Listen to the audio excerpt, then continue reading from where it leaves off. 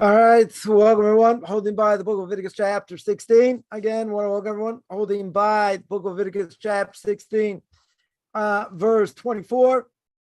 And we're speaking about the fact that the high priest has to go to the mikvah, right? Yeah, when he changes clothing, right? Changes from the gold clothing to linen clothing and vice versa. Right, so he has to immerse, and we talked about the clothing itself, etc. So I just want to finish this verse up. The Torah says again, it's Leviticus chapter 16, verse 24. The Torah says, "Varachat es besaroi v'may makam kadosh lavash es begadov v'yat v'asei es olasoi es olas ha'am chiper ba'ado bad." Ha'am. So again, the Torah tells me, shall immerse his flesh in the water in a sacred place. It wears garments, go out, and offer his own oil offering, right? His own burnt offering, and the oil offering, burnt offering of his people, right? Of the people, and shall provide atonement for himself and for the people. So we spoke about that, right? We spoke about what it means, a sacred place. And he's going to wear his garments, which garments, and all that. So comes along, Mori Rebbe, Arav Agon Ramosh Moshlita, this should be well. And he brings down here in Tam Vadas, his commentary on Chumash, and he says the following, and he says like this. He says, Rashi over here brings down in the name of Chazal, i.e. the rabbis, and he says like this. He says, we learned that the high priest over here is going to have to wash himself. He's going to change his clothing, right? He's going to go from the golden clothing to the linen clothing, and every time he changes, got to go to the mikveh, right? He's got to immerse himself. So here, Rabbi says also if he changes from linen clothing to gold clothing, right, he needs to immerse as well. So Rabbi says this is a tremendous question over here, because he says when he changes from gold clothing and he wears linen clothing, when he changes, he's going up in holiness, because the linen clothing are the ones he serves, right? When he serves on Yom Kippur, right? So they are, I guess, more special, more holy, right, than the other clothing. So he says like this. He says if you're going from gold clothing to linen, he says you're going up in level, right? You're going up in level, so therefore you need extra holiness. So what do you do over here for extra holiness? You go to the mikveh, you immerse, right? 100%, you immerse. 100%, you immerse over here, right? Because you're going up in a level. You're going up in a level of holiness, right? So therefore, obligation to immerse. Well, why do I need to immerse? So why does going out to the high priest need to immerse when he goes from linen clothing and he wears gold clothing? That's already the high level. In other words, going down similarly, because he says, behold, he's already pure. He's already fitted even for stringent things. In other words, he's wearing the clothing for even more stringent things. So Rebbe asks, if he's wearing clothing for something more stringent, why does he need to go to mikveh? Why does he need this extra holiness? He's already at a higher level, right? He's already got the more important clothing over here.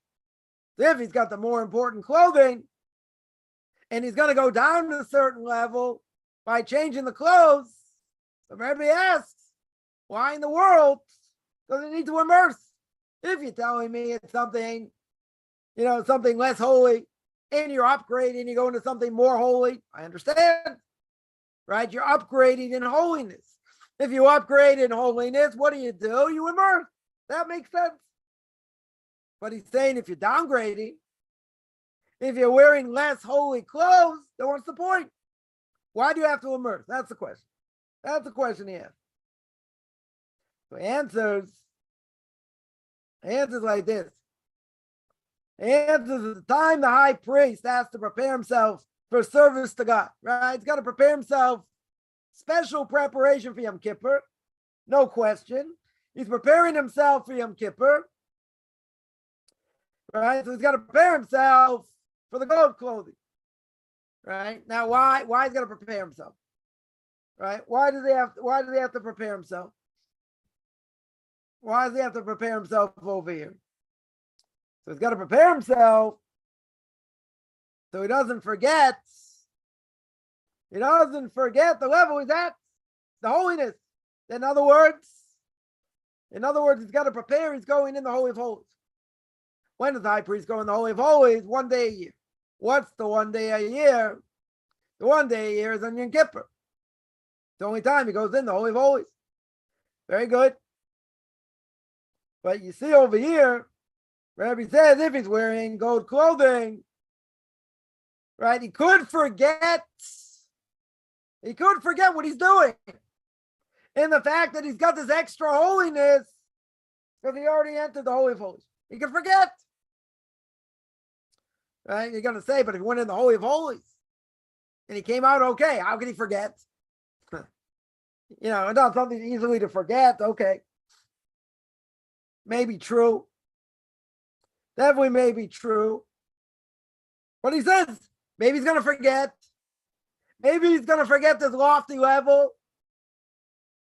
Rabbi says, person's got to prepare themselves with, or let's say better, the high priest has to prepare himself with a new preparation, with a whole new preparation.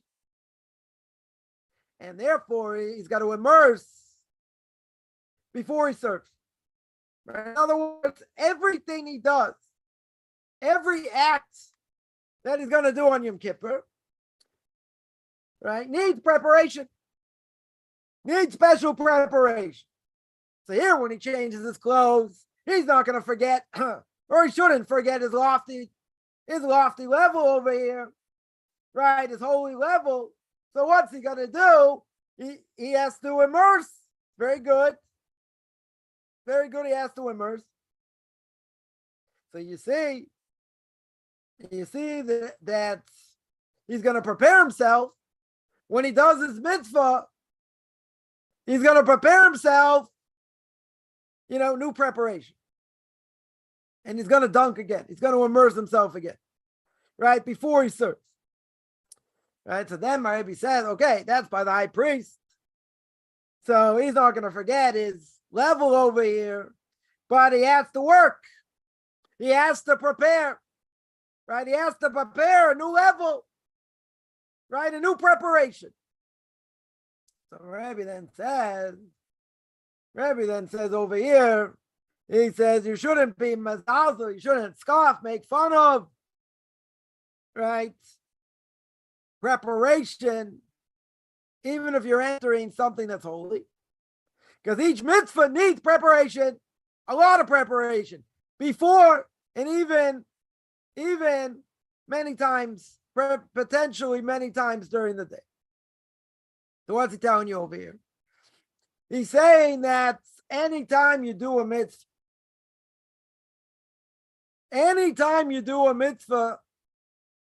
you got to be prepared. That's why, by Hasidim, many times before they do a mitzvah, they'll say, like in the Agadah, by some Passover Agadas, in each stage of what you're doing, there's a prayer there that says, Hinenei muchan mezuman. Here we are, I'm ready, I'm prepared, to say Kiddush, to say over the story of the exodus from Egypt, to say counting of the Omer. Why do some people say it? And they say this little prayer because they want to give themselves a little bit of time preparation. Think about what they're doing, right? To say over, it's preparation over here. So everybody says you shouldn't go in to do mitzvahs without preparation. You need preparation, right? You need to prepare before you do a mitzvah. Now, does that mean I have to learn everything about the mitzvah before I can do it? No. Doesn't mean I have to know Kabbalah before I do the mitzvah? No. Right? Not at all. But you have to be prepared. At a certain level, you got to know what you're doing. And even if you don't, still get credits. For sure, you get credits. Some people will say, I just think, they throw this out there as a block. They'll say, yeah, why would I keep this mitzvah if I don't really fully understand it? So I said, okay, if I give you 10 reasons, are you going to do it? No, you'll knock off all the reasons. So people sometimes throw that out. They'll throw that out as a block. They don't want to keep it anyway, so they'll make an excuse. How can I really keep the mitzvah if I don't really understand? Well, what level? You understand the mitzvah of eating matzah, right? But you do it minimal level, if that. So not about understanding. But bottom line, he says a person has to prepare. Right? You shouldn't be lazy over here. When a person's doing something holy, you got to put everything in. So he says, every mitzvah needs preparation, a lot of preparation before. Now you're going to say, what if I don't have time to prepare? Can I still do the mitzvah? Yes. Because even if a person didn't have intention in general, you still fulfill your obligation. Is that the ultimate way to do things? No. Gemara Bracha says, the great pious people, way back when, they would spend an hour in preparation for prayer, cleaning out their mind, their thoughts. And after they would pray, it would take them an hour to come down. They get to tell me, well, that could take 3 hours. Right? You got prayer, let's say it's 40 minutes, 45 minutes, let's say in the morning. So it could take an hour before, the prayers itself, an hour afterwards. Yeah, so the righteous, the pious would do that. They would prepare. Now, for us, we're 1,000 generations later. So you're gonna say, but we don't compare to that, but you have to prepare. When it comes to the laws of prayer, you don't just run into prayer 5 minutes before it starts. You got to prepare ahead of time. So a person's going to say, yeah, I'm tired and I'm running late. Okay. There are ways to do things the right way. And there are ways to do things not the right way. If people don't come early and they get behind, then they have to catch up or, not say certain things or whatever the case is. Okay. If it happens, then you do this or you do that. But you never, ever want to run into prayer. Let's say the service starts at 6. I'm not saying you have to get there at 3. Service starts at 6. You don't get there at 2 to 6. Get there 10 minutes before, 15 minutes before. Give yourself a little bit of time. Again, we're not talking huge amounts of time. But a person will take a certain amount of time just to think about what they're doing. So now, what about women? Women don't have an obligation to pray with a minion, pray with 10 men. So they're going to pray whenever, when they have time. But even when they pray, they have to, as much as possible, give themselves a little bit of time. Now, a person's got kids, little kids, it's harder, definitely much more difficult. I don't think there's any question. So whatever they do pray is good. But for men, totally different thing. Totally different thing. Even if the afternoon service takes 10 minutes, or really, let's say 15 minutes, evening service takes 20 minutes. You don't get there the last seconds. You got to prepare. Give yourself a little bit of time. Clear your mind, clear your thoughts. You got to say, but it can take a long time to do that. Okay. So pray another time. Do it when you're prepared. If you live in a place, you got services going on a lot, it's okay. So you have a choice. If not, you got a certain time. You got to work your way around prayer. It's not I wouldn't say it's a popular thing to say. But again, you don't want to just walk off the street and start praying. That's not good. I mean, if you have to, you do. But if you live in a place, let's say the afternoon service at a certain time. Now, because of work, you don't have an issue getting. Let's say you don't have an issue getting there. Whenever we get delayed, other things happen. These services every day, certainly for a guy, every day they come at certain times. And every day a person has to be focused. Okay, what time am I going to pray this time? Where am I going to go pray this time? Right? If a person has a lot of places, to go, so okay, maybe this one works out better because it's earlier. You can get out earlier, or whatever the case is. But you got to be prepared. It's something. It's something that you have to clear your mind. You have to clear your thoughts. You got to stop thinking about business, other things, whatever the case is. What's the problem? What's the obvious problem? You get distracted. Or as I would say, you get beaten down in life. When you get beaten down in life, it's hard. I mean, sometimes it's easier because then you realize you have no one to pray, no one to help you except God himself. Okay. So sometimes it's easier. But a person in the back of their mind, the front of their mind, where am I going to pray? What time? Where am I? I had this when I was in America. I had a synagogue right by my mother. So they prayed at a specific time. Right? They had a specific time. You weren't there. You weren't there. The closest other place is 20 minutes away by car. Right? So, okay, that's where I was. So the day was planned around that. Okay, we're going to be at this time. We're going to be at that time. The morning wasn't an issue. I didn't have to rush out anywhere in the morning. Right? That wasn't an issue. Afternoon was an issue. Late afternoon, had to be back by, at least 5:45, 5:45. They probably didn't start till 10 to 6. 5 to 6, at least the afternoon service before sundown. Right? So the day was planned. Now, what would have happened if I was out, I couldn't get there? Okay, different issues, but you try and plan as best as possible. Because that's a man's obligation. So women can say, okay, he's not talking to us. But if a woman's going to pray, right, she's got an obligation to pray at least once a day. Some say twice a day.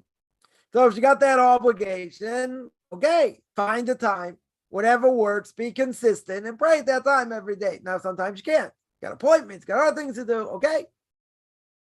Right. But it's not just, I'm singling out prayer because I think that's one of the things that needs most preparation and is most difficult. But he's not talking about prayer over here, right? I threw that in. That was my own thing, right? But what's he talking about? He says every single mitzvah. He says, Kol mitzvah tzricha chachana. Every mitzvah requires preparation. Sorry, achana rabba lefanecha. It requires great preparation before it. He doesn't just sing, he doesn't say prayer, only prayer. He's saying everything. Every mitzvah you do needs preparation. Right? So you're going to say, but how much time does the person have? That's not even the point. You make the time. Whatever mitzvah it is. Right? We're coming, another 6 weeks going to be Passover. Guess what? You got to prepare. Jews got to prepare. Got to clean the house, car, any place that had any leavened product. But you also have to prepare for the sake of what the Haggadah says and what it means and what you're going to say over.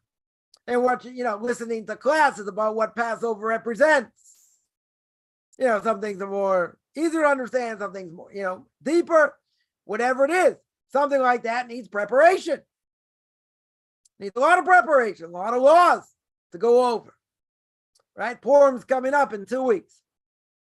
Also needs preparation. What's going on? What are we doing? Why?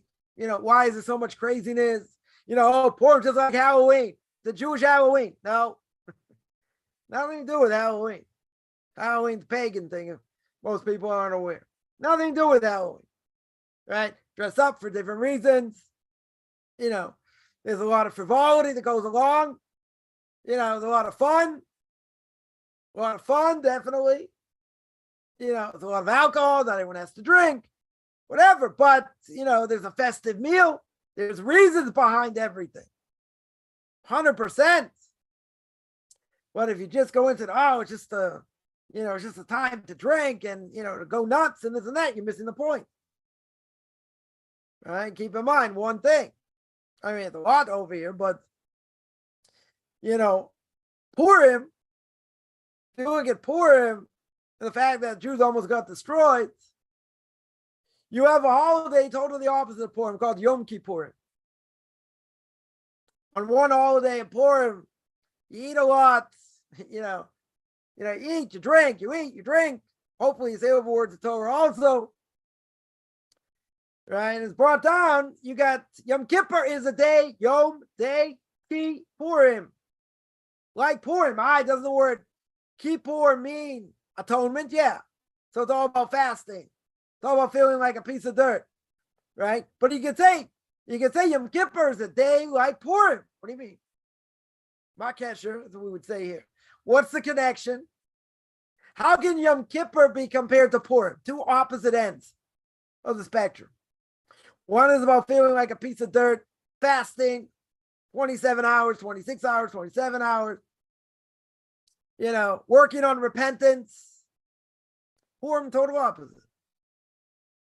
But Purim has the ability to raise somebody so high, it's like Yom Kippur. Right? Why? How is that possible? So it's possible in one sense, where what are we doing on Purim? So this goes against everything Christians stand for. So we'll make fun of them a little bit. By them, it's being aesthetic. Right? It's like, doing things that's going to cause me pain. Right? Or difficulty. And everything is bad. And everything is evil. Right? So this world is evil. Comes on, the Torah says, everyone's got a choice. They can choose good, they can choose evil. The world itself inherently is not evil. Right? It may be impure. True. Very true. But a person can tap in to spirituality, to the right spirituality. So if a person taps in and they sanctify the physical, because the Christians come out and say the physical is all bad and it's all evil, it's all yucky, we'll call it. What does the Torah say? The Torah says you can take the physical and sanctify.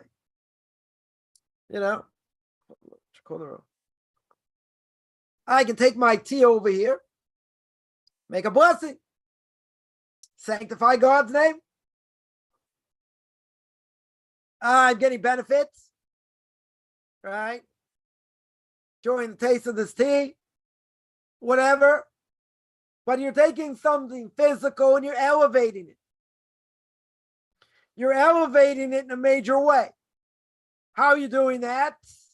You are saying a blessing. You mention God's name. You mention the fact that He's King of the world. You say, but you're filling your stomach over here. You're thirsty. You're hungry. True. So you're not eating like you're ravenous, like you're starving, but you're eating, drinking to sustain the body. That's what you're doing. You're sustaining the body. You sustain the body, you sustain the soul. That's what you do. If you don't take care of the body, guess what? The body's going to atrophy, And the soul will die eventually when the body dies. So it's an obligation to take care of the body. Right? But we hold I can do things in physical terms, but it's really a spiritual act. Now, if I took an apple, I don't have an apple here, but if I would take an apple, I'd make a bray priates, right? Because it grows from a tree. I make the blessing bray priates over an apple. I start chomping away. Now, why am I eating the apple? I'm hungry. Right? I want an apple. Okay. Right? So you're making the blessing. Right? You're saying God's name, He created the world, but you're doing something else as well. What's the other thing? The other thing is it's brought down. You're bringing this shefa, this spiritual influence on all fruit-bearing trees. In other words, the person makes a blessing over an apple, a peach, a plum, whatever the fruit is, that's what the power is. You're going to tell me, but we don't see it. Not in physical terms, true. We don't. But that's the power. That's the power of the blessing. So a person eats to satiate the body, but you're keeping the soul alive. Because if you don't keep the body alive, guess what? Soul's going to go out. But, but again, this has real power. It has real power, but you have to know how to harness it. Right? Every mitzvah needs preparation before. Right? So, this week is going to be Rosh Chodesh Adar, right? Starting tomorrow night. First day of the month of Adar. So that means you got 2 weeks till Purim. You got 2 weeks. Right? People definitely should, whoever's celebrating Purim, got to learn. What does it mean? What does it represent? Got to get into the mood, get into the feeling, what's going on. Because if you don't prepare, when the holiday comes, right, whoever's celebrating, when the holiday comes, you don't get the spiritual influence that you should. Right? Let that sink in. You got to say, well, let me repent. So what happens? Purim comes, you blew it. You missed the whole point of the day. You maybe get some credit. Kaufman would say you get a C-. Okay, you get a C- over here, and you want to repent. Let me do it better. Give me another chance. What's the answer? So Ray said, you don't get it back. You got to wait till next Purim. You got to wait for another year. Because the spiritual influence only comes during that time. Passover is a time of Geula, of redemption. Needs a lot of preparation. So if you go through the Seder, you barely go through it, this, that. You get something out of it very good. You get 10%. Right? So after the holidays, I feel so bad. Should have done this, should have done that. Should have learned this, whatever. And a person's in repentance mode. Okay, very good. Problem is, you did whatever you did. You don't get it back. Each holiday has its own spiritual influence. Every Shabbos has its own spiritual influence. It's like my son would say, cholent is only good on Shabbos. Right? The more you cook it, the better it is. You eat it during the week, not the same. Well, why not? Okay, it's left over, so put it in the microwave, you heat it up. Doesn't taste the same. Why doesn't it taste the same? Because Shabbos is special. I mean, you can ruin the cholent also on Shabbos. You don't put enough water in, whatever, but Shabbos has its own special influence. That's why by many secular Jews, Shabbos, they go out of their minds. Why do I say they go out of their minds? Because they're looking for stuff to do. That's when they do all their quote-unquote busy work. Or they'll go shopping, or they'll, whatever. They'll do things to keep themselves busy. Why? Because the spiritual soul is insatiable. The soul wants to tap in. It's the holiest day of the week, of the year. And if you don't tap in, the soul is lacking. So what's the soul going to tap into? Stupidity. Find things to do. Go around here, go around there. Watch this, watch that, whatever. They waste time. They waste the holiest day of the year. People say, no, what do you mean?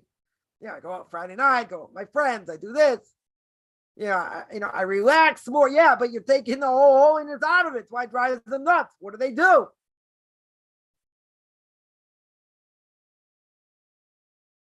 That's why.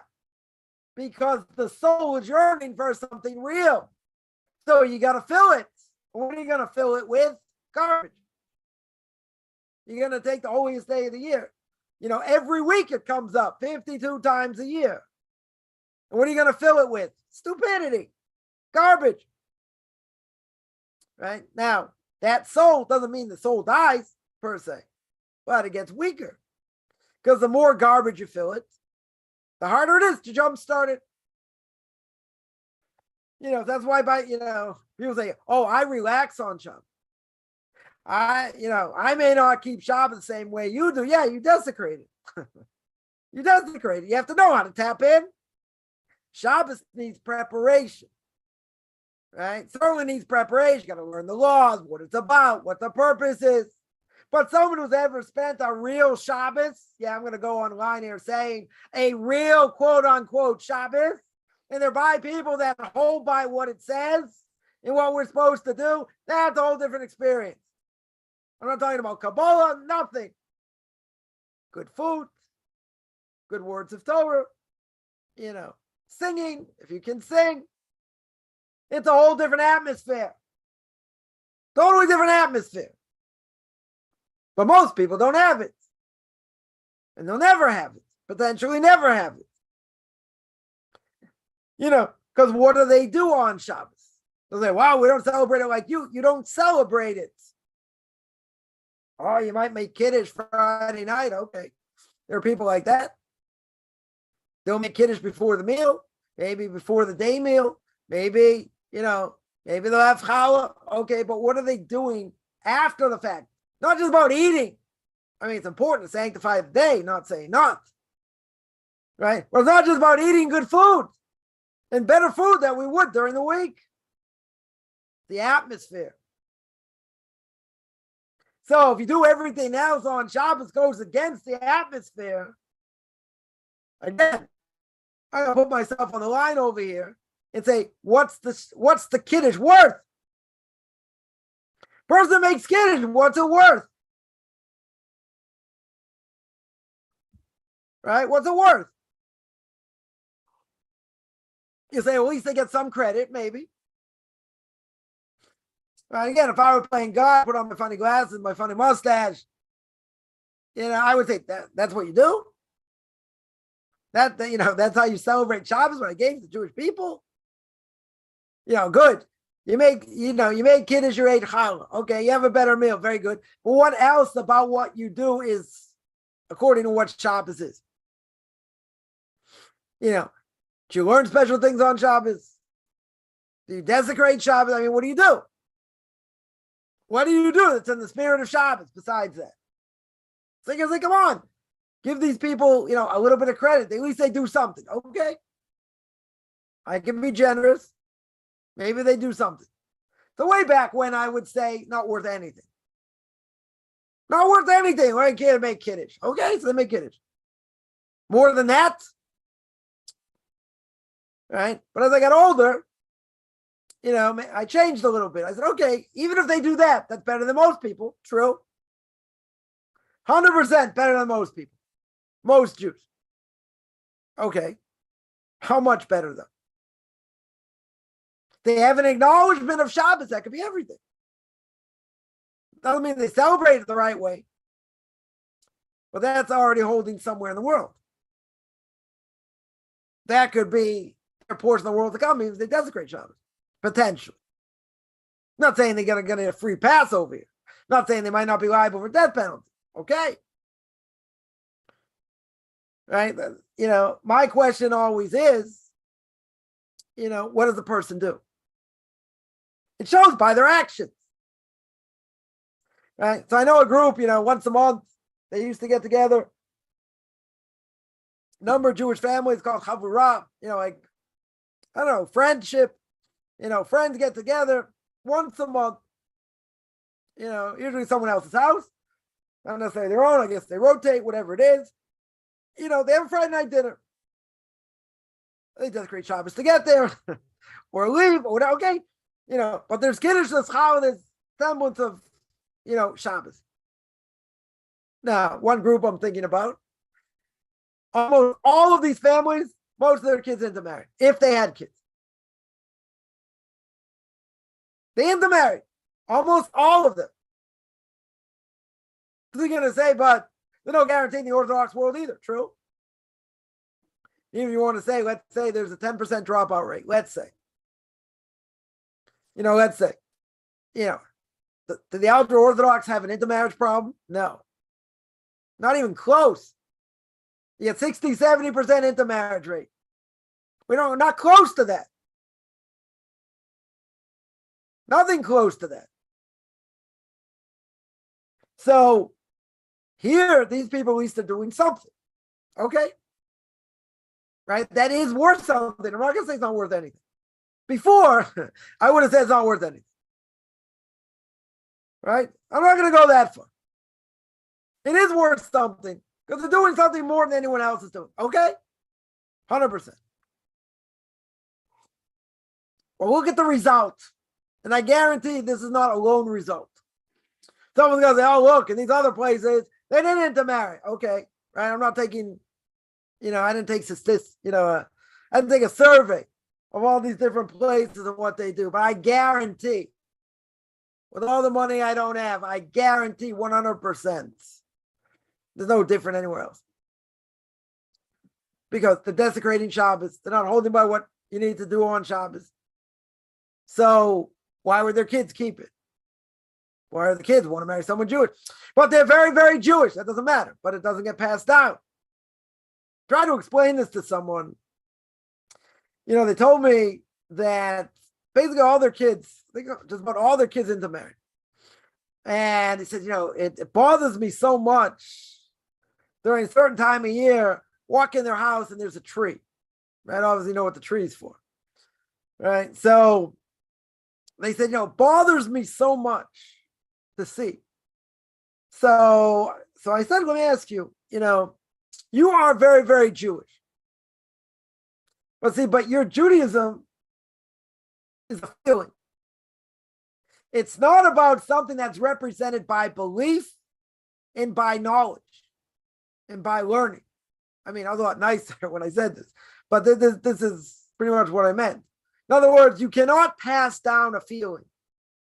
Your kid likes chocolate, you like vanilla. Your kid is never going to convince you to like chocolate. You don't like chocolate. I mentioned something, Friday night. One of my kids picked up a whole bunch of dips. One of them was, olives, whatever. So I told my wife, oh, you want some olives? She's like, I don't need olives. You want some olives? Like, not going to convince her to eat olives. Doesn't like olives. Okay? At the end of the day, somebody has a certain taste. They don't like other things. So what am I going to do? Try and convince them to like something they don't like? Because it doesn't mean anything. So if it doesn't mean anything, what are you passing down? Essentially, you want to try and pass down a feeling. They don't have the feeling. They ain't in Hebrew school. They don't have any connection to Israel. Right? Maybe they eat some Jewish foods. That's it. They don't have any connection. So if you don't have any connection based on knowledge, based on Torah, then what is it? It's a feeling. So basically I said, well, you're very Jewish. You have this very strong feeling. So I said, it's very hard to pass down a feeling. So the person looked at me and said, yeah, it's a good point. Guess you can't pass down a feeling. Pass me another piece of pizza. That was it. That was the end of that conversation. But it's very true. I mean, not the pizza part, but it's very true. Someone who feels something, but it's not based on anything. It's not based on anything. Based on, like I said, a conversation with someone in the States. And they were going on and on about certain things. I'm going to have the same conversation today about something else. A little bit later. And it's all going to be based on what they feel and what they believe. Okay. So my question is going to be, well, do you know really what's behind what's going on? When I was there, that's what I said. I said, well, Do you have a source for what you're saying? Do you have anything to back it up? That's what I feel. That's what I believe. That's what's in my heart. Okay. Not going to argue with that because there's nothing to argue with. You're fighting a feeling, an agenda, right? I spoke about this. You don't argue with an agenda. Well, same thing's going to happen. Same exact thing's going to happen. Because I got this message right before Shabbos. And whatever, didn't have a chance to, call the person back. They're going on and on about the rights, the right wing in this country and judicial changes and different things and all these things. Right. So that's what the conversation is going to be about. I mean, it won't be about that much. But my question is going to be, so, do you have any idea what goes on here in Israel with the Supreme Court? Personally, I don't think it has a clue. If it be in the states, we use the states as an example, right? Imagine Congress passes legislation, the Supreme Court knocks it down 150 times. This legislation, that legislation, puts their nose in this and nose in that, where it doesn't belong. Where it doesn't belong. Yeah. Some say, okay, you can't make the reform so strong, whatever it is, right? I'm not going to get political here. But it needs to change. Even the left agrees it needs to change. And you got cronyism. You got the Supreme Court. Who do they pick the judges from? The Supreme Court decides. But they're sticking their nose where it doesn't belong. It doesn't exist anywhere in the world. That's why Israel's unique in so many ways. They stick their nose in things they have no business sticking their nose in. The Knesset makes the law. They say, no, it's unconstitutional. We're not going to know. Well, you got it right. They didn't ask you. Where do you think you can overstep your boundaries over here? That's going to be my argument. But the person, I'm sure, 100% sure, they don't know anything about this. They just think the right wing's bad, the left is right, and we're a bunch of fanatics. Okay?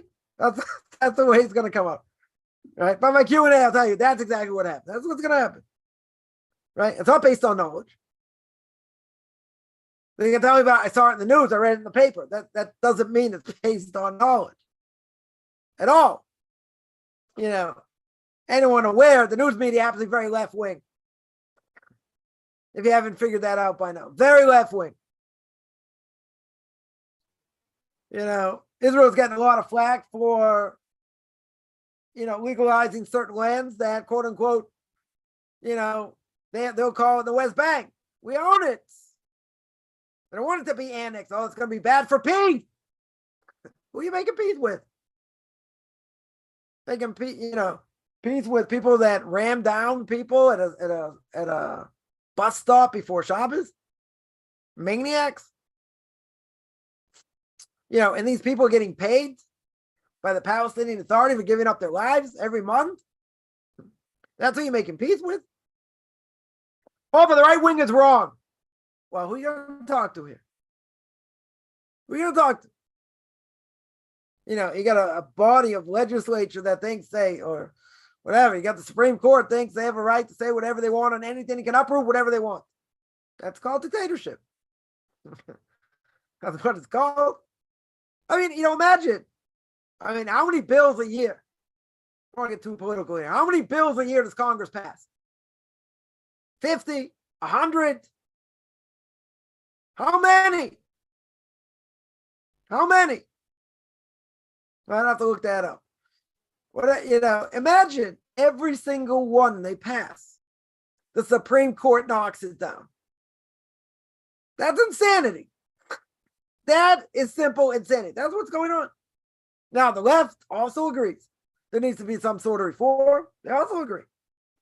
But I think the right's going to go too far and too fast, and it's going to be a threat to democracy. What's the threat to democracy? What's going on to threat to democracy? Total insanity. But again, with all the money I don't have, this person doesn't have a clue. So it's going to be a rant. I'll say what I'll say, and that'll be it. And that'll be that. Right? So what's the point? When it comes to anything, you got to look into it. You got to prepare. You want to use something, you need preparation. Mitzvahs need a lot of preparation. Tremendous amount of preparation. And if you don't prepare, you don't get the same thing out of it. Now, it doesn't mean you get nothing. If someone didn't prepare that much for Purim, will they get something out of it? They'll get something.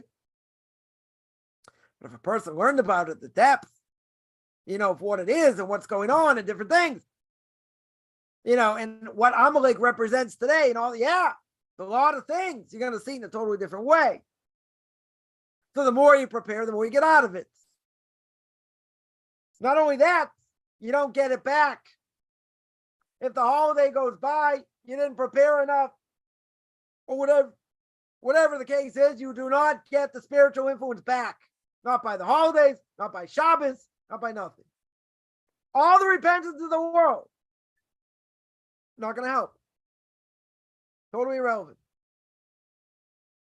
To give me another chance, let me this, let me that. No. You don't get anything. Why not? Because the holiday's gone. Right? The holiday's gone.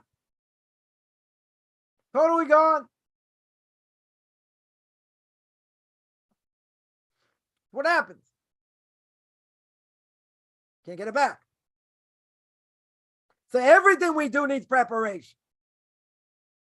So you're going to say, but I don't have that much time during the day. Okay. You got to take it in sound bites. Got to learn things to the best of our ability. But if a person prays, I think that's one of the more crucial things. If you're going to pray, you got to be prepared. You got to know what you're doing at a certain level. You have to know. So that being the case, I singled out prayer for a reason. Or plenty of other things need preparation. Don't need that much preparation, but comes to the holidays, you need to take time before the holiday. Days, weeks, you got to prepare. The more laws about the holiday, the more you have to prepare. Right? You got, Passover, a lot of laws. A lot of laws to go through. A lot of things to try and understand. Right? Rosh Hashanah, Yom Kippur, plenty. Hanukkah, every holiday. Every holiday. Some have more laws to it, some have less. But you have to understand philosophically behind what's going on. My Rebbe would scream out and say, come on, these people, JITs, Jews in training, potential converts, whatever, they don't need that. They don't need philosophical outlook. I said, the laws they need to know, 100%. Right? Not disagree. Not disagree. Don't they need to know what's behind? Don't they know? Don't they need to know what's going on? Why are you doing it? Right? Because someone's going to say, hey, why are you not allowed to rip toilet paper on Shabbos? You understand what Shabbos is? Well, I always say, beginning, when I give the class on the laws of Shabbos, so the first class, I'll say, you can't ask me that question. You can't ask me why you're not allowed to rip toilet paper. You got to see the bigger picture, what Shabbos is. Then once you understand what Shabbos is, then you can fill in the details. Then you fill in the details. It's a whole different thing. But I'm not saying people can't ask. How does this work? How does that work? Why is this forbidden, not forbidden? Okay, but a person has to see the bigger picture. Of why they're keeping Shabbos in the first place. And if you don't see that, you miss out. Then, right before Shabbos, you're ripping toilet paper or whatever, you're opening up tissues, you're going to say, why am I doing this? So it needs preparation. We cannot be on automatic pilot over here. Just thinking I'm going to take in things by osmosis. Right? Most people understand. Most people understand going through all this. Not easy to just change your mindset overnight. Give an example. Imagine, you're preparing for Shabbos. Shabbos comes in, time to light the candles. It's before sundown. Time to light the candles. And now all of a sudden Shabbos comes in. I got to change the way I think now. Can't think about any sporting events. Can't think about, business. Can't think about anything, except tuning into what Shabbos wants from me. So you're going to say, but a split second before you're running around preparing this, preparing that, all of a sudden, now everything stops. Did your mentality stop? What were you thinking about? Did it stop? Person can say, well, my mind races and all these things going on. It's not so easy. You're okay. Takes preparation. Person's going to be prepared. Right? But if you don't, some people think, well, it's too hard. How can you stop thinking about other stuff? You learn. Because why aren't you allowed to think about business and other things? I mean, technically you are, but why shouldn't a person gonna make you depressed? You're not gonna enjoy Shabbos because you think all these other things I gotta do, or what I can't do, or what's gonna be. And God gives you an opportunity once a week. For every Jew out there or a Jew in training, gives you a chance, even for no eyes can tap into a certain extent. Right, to a certain extent about Shabbos. Certainly not the way a Jew does. God gives you a day. One day out of every week. One day, forget about the holidays. Shabbos comes every week. 52 times a year, right? Right, you do the math. You got 365 days, right? You got 52 weeks. You have 52 Shabboses. That's 15%. 14%, 0.142, right? 14%. 14% of a person's year is Shabbos. So God gives you an opportunity. 14% of the time you're locked into Shabbos. Not the whole time. It's once a week. So God, sounds better this way, right? God gives you an opportunity once a week. Once a week, 6 days. God says, the world owns you. You're busy trying to make a living, do other things, right? So 6 days you're running around chasing your tail. God says 1 day a week you're mine. 1 day a week you tune out. Everything else in the world, you tune into me. Tune into spirituality. Say words of Torah, learn more Torah, have better meals, all these things. Very good. But if you don't have Shabbos, what do? So now you're just chasing your tail more. Oh, but I relax more. I mow the lawn. I sleep later. Okay, that's not what Shabbos is. It's not about relaxation, so to speak. Yeah, you want to rejuvenate. You want, your body to rest a little bit more. True. Definitely true, but for what? So I can join the rat race again? Chase my tail again? Or in order to strengthen myself, give me strength in order to serve God the right way. Right? But if you don't tune in the right way, you're not just like, oh, I'm half tuning in. No. You're not tuning in at all. That's all what you're doing. You are doing something, as I would say, is half-baked. Totally half-baked. You're not getting anything. So someone will say, go on, so thought the counts is this. You get in what you put in. The feats are argued. According to the amount of difficulty, that's the amount of reward you get. So a person will say, I don't believe in the rabbis, I keep Shabbos what I want. Okay, but what are they doing? Practically speaking, they're doing what they want. They're subservient to their hearts, to their desires. That's what they're doing. Nothing more, nothing less. Torah made up in their own minds. Okay, it's their choice. It's their choice. Are they tapping in the way they should? No. For most people, no. It's what they want to do.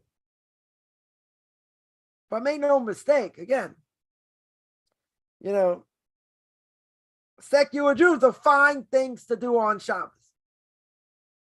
Because essentially what's going on is Shabbos is getting destroyed. Their soul wants more. And what are you giving it? What are you giving it? You're wasting it. The holiest day of the year. Right? Oh, holiest day of the week. It's getting wasted. They're going to find things to do. So here my Rebbe says, every mitzvah needs a lot of preparation. A person can't think, I'm just going to walk into Shabbos. A person can't think. The Gemara says in the Avodah Zarah 2b to 3a, Gemara says God goes to all the nations asking if they want the Torah. Everyone has a different question. God answers and they say, no, we're not interested. Comes the Jewish people. God says, you want the Torah? They say, yeah. You care what's written in it? They say, no. They say, nah, seven ishma. We're going to do, and then we're going to hear whatever the Torah says. Whatever the Torah says.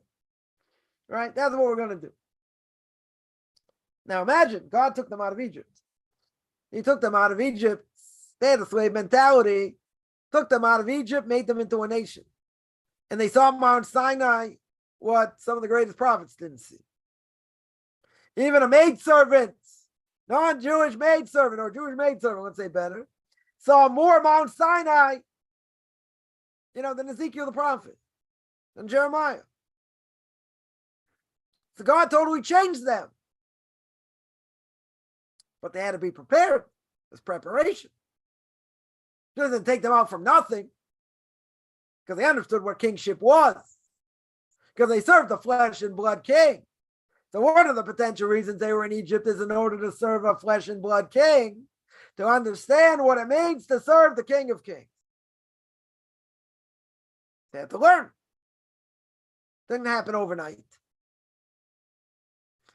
People say, oh, I read over the Haggadah last year. I did this mitzvah. That, doesn't mean anything to people. Some people. Why? Because they look at it at a superficial level. A secular cousin of my wife's once said, yeah, but I learned Tanakh already. I went through the story. Yeah, you learned it like a 5-year-old. Okay, you understood what the story says. And understand what happened. And king came and took over, and then he was killed, and other things happened, whatever. Yeah, but you're not getting the depth.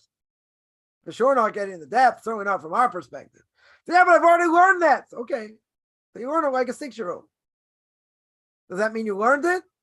Doesn't mean you learned it. Not by any stretch. I mean, even things they learn, they don't learn right? The story told over before. It's a very sad story. I mean, it's kind of funny, but it's very sad. There was a rabbi wanted to teach once a week in a secular school. Once a week, give a little bit about Judaism. So he had to sign a document. Principal made us sign a document. Imagine how afraid they are, because they think we're a cult, right?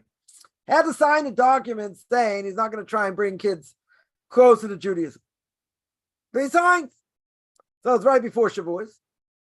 Has a whole auditorium, 400 kids. Imagine, 400 kids. And he asked the question, and the principal was there. And he asked the question, who wrote the book of Psalms? Who wrote Sefer Tehillim? The book of Psalms. Now imagine, 400 kids, nobody knows the answer. In Israel, not talking about Timbuktu somewhere, middle of nowhere, talking about in Israel. So the teacher totally embarrassed. At least the teacher knew the answer. The principal. At least the principal knew the answer. Right? But the principal's already embarrassed at this point. It gets worse. It gets a lot worse. So the rabbi goes, okay, I see no one's really sure of the answer. He said, I'll give you a hint. David, as in King David, like David HaMelech, and they all scream out, Ben Gurion, first prime minister of Israel. Teacher didn't know where to hide. They didn't know where to hide. 400 kids grew up in Israel, cannot tell you who wrote the book of Psalms. That is beyond pathetic. If you tell me, someone grew up in the sticks somewhere, or the boonies, as we would say in Boston, right? In the boondocks somewhere. They never heard of Torah and mitzvahs. I get it. I mean, I saw an old friend of mine, I'll tell this story, right? I still have plenty of other stories to save, right? But someone, that I grew up with in my parents' synagogue, a couple of years younger than me. I've been here many years. And he's got 2 kids. An 8-year-old, a 5-year-old. All right, so Saturday night we got in. They were already there. I got there a little bit late. Delayed a little bit, whatever. Anyway, person, looks the same. I mean, I also look the same, just, a little bit different. But, this 8-year-old kid had what we call a staring problem. Like never seen an Orthodox Jew. Never saw an Orthodox Jew in his life. And he just like couldn't imagine. Here I was all decked out, and my black hat, my long coat, sisters hanging out. Okay, took everything off, went to say hello, whatever. And this kid had no idea what he saw. He had no idea at all. We were very friendly. It was very nice. Hopefully gave him a, positive, outlook on the Orthodox Jews, etc. But this kid was staring. I didn't feel uncomfortable, per se, but the look on this kid's face, and never seen an Orthodox Jew, never saw a tzitzis, never saw a person wear a yarmulke in a house. That I'm sure. Wear a kippah in a house. Why would he ever have seen that? Unless he ever went to, a mourner's house. But I don't even know if there's synagogue they wear. They wear yarmulkes. Not a clue. Not a clue at all. Shocking? No. Why would I be shocked? Wouldn't be shocked. That person, that kid was shocked. I had no idea. So they can say, okay. He grew up in the middle of nowhere like I did. This friend of mine I grew up with. Now I have to be in Florida. But Jewish knowledge is like zero. Probably less than zero. I don't think it necessarily has negative association. Just, okay, he does what he does. And never really thought about many things. And so, and that's it. But it's kind of funny. Just reminded me, like, all these kids screaming out Ben Gurion. What Ben Gurion have to do with Torah, for goodness sake? One of the things they point out, just kind of interesting, as a side point, is that he lived in the South. He lived in the South, in the Negev, a place called Sde Boker. Whatever, that's the name of the place where he lived. One of the things they show in his house is that even though it's pretty much probably a socialist, communist, or whatever, one of the things they point out is he had a set of Talmud. I don't know what he used it for. I don't know if he ever read it or read a little bit of it or whatever. But interesting. One of the things they say, oh, look, he had a set of Talmud there. Okay. What did he know about Judaism? And some people were claiming that, talk about idiocy. Let's talk about that for a second. Somebody many years ago called, talking about, changes in conversion. Wanted to have a secular conversion. What in the world is a secular conversion? A conversion without Torah. Okay, a conversion without Torah. What does that mean? I don't even know what that means. And then people complain, the chief rabbinate makes the test too hard for converts. One of the questions they asked, I can't believe they asked the question, who is Moshe Rabbeinu? I'm making this up. That's too hard of a question. Who is Moses? Come on.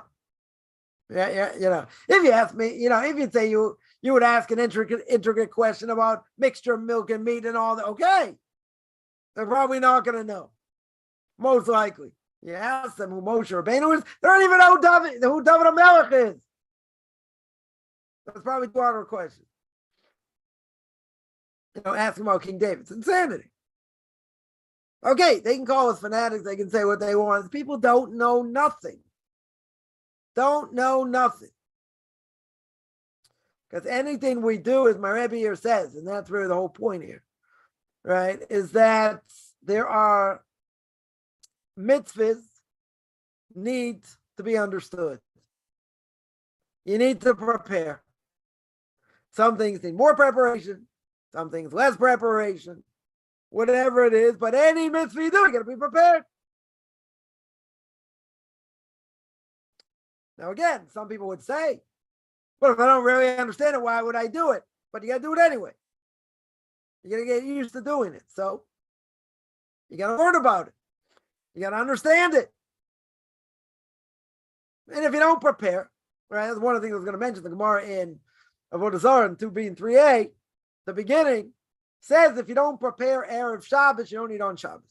Now, what's that a reference to? Olam Haba, the next world. If you don't prepare Torah mitzvahs in this world, you don't keep Torah mitzvahs in this world, why are you going to have a portion of the world to come?